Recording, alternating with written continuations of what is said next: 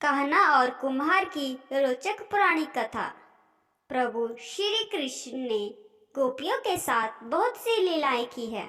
श्री कृष्ण गोपियों की मटकी फोड़ते और माखन चुराते और गोपियों श्री कृष्ण का उल्हाना लेकर यशोदा मैया के पास जाती। ऐसा बहुत बार हुआ। एक बार की बात है कि यशोदा मैया प्रभु श्री कृष्ण के उल्हानों से तंग आ गई थी और छड़ी लेकर श्री कृष्ण की ओर दौड़ी। जब प्रभु ने अपनी मैया को क्रोध में देखा तो वह अपना बचाव करने के लिए भागने लगे। भागते भागते श्री कृष्ण एक कुम्हार के पास पहुँचे। कुम्हार तो अपने मिट्टी के बर्तन बनाने में व्यस्त था, लेकिन जैसे ही कुम्हार ने श्री कृष्ण को देखा तो वह बहुत प्रसन्न हुआ। कुम्हार जानता था कि श्री कृष्ण साक्षात परमेश्वर है। तब प्रभु ने कुम्हार से कहा कि कुम्हार जी, आज मेरी मैया मुझ पर बहुत क्रोधित है।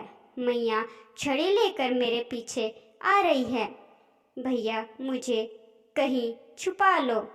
तब कुम्हार ने श्री कृष्ण को एक घड़े में छुपा दिया। कुछ ही क्षणों में मैया यशोदा भी वहां आ गई और कुम्हार से पूछने लगी, क्यों रे कुम्हार, तूने मेरे कन्हैया को कहीं देखा है क्या? कुम्हार ने कहा, नहीं मैया, मैंने कन्हैया को नहीं देखा।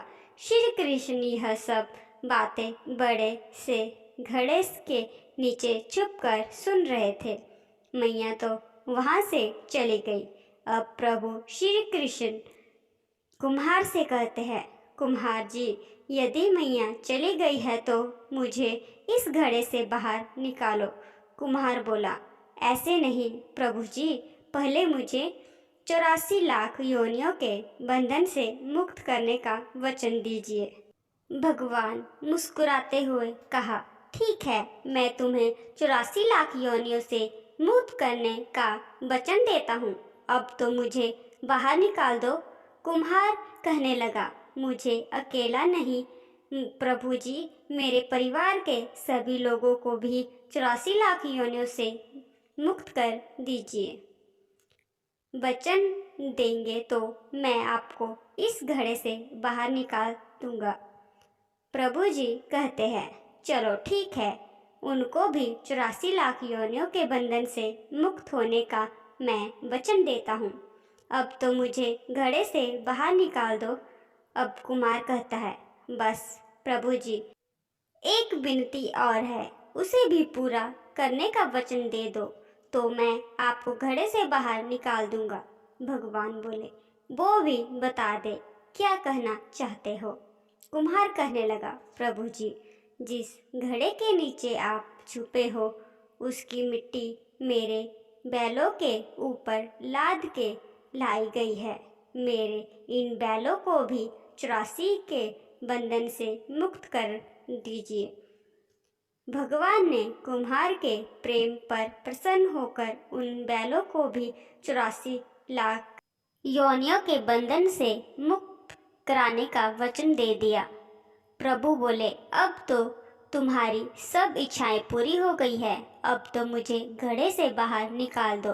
तब कुम्हार कहता है, अभी नहीं भगवान, बस एक अंतिम इच्छा और है, उसे भी पूरा कर दीजिए।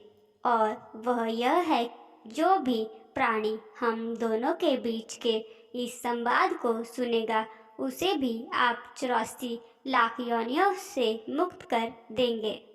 श्री कृष्ण ने इस इच्छा को भी पूरा करने का वचन दिया। फिर कुम्हार ने बाल श्री कृष्ण को घर से बाहर निकाल दिया, उनके चरणों में प्रणाम किया, प्रभु जी के चरण धोए और चरणामृत लिया।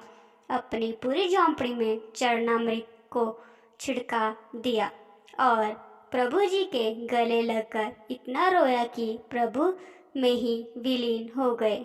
जरा सोचो, जो बाल कृष्ण 7 कोस लंबे चौड़े गोवर्धन पर्वत को अपनी कंधी उंगली से उठा सकते हैं, तो क्या वो एक घड़ा नहीं उठा सकते थे? लेकिन बिना प्रेम रिझे नहीं। नटवर नंद किशोर। कोई कितने भी यज्ञ करे, अनुष्ठान करे, कितना भी दान करे, चाहे कितना भी भक्ति क्यों ना करे, लेकिन जब तक मन में प्राणी मात्र के लिए प्रेम नहीं होगा, प्रभु श्री कृष्ण नहीं मिल सकते हैं। आपको हमारी कहानी कैसी लगी ज़रूर बताएं और लाइक और सब्सक्राइब करना ना भूलें। धन्यवाद।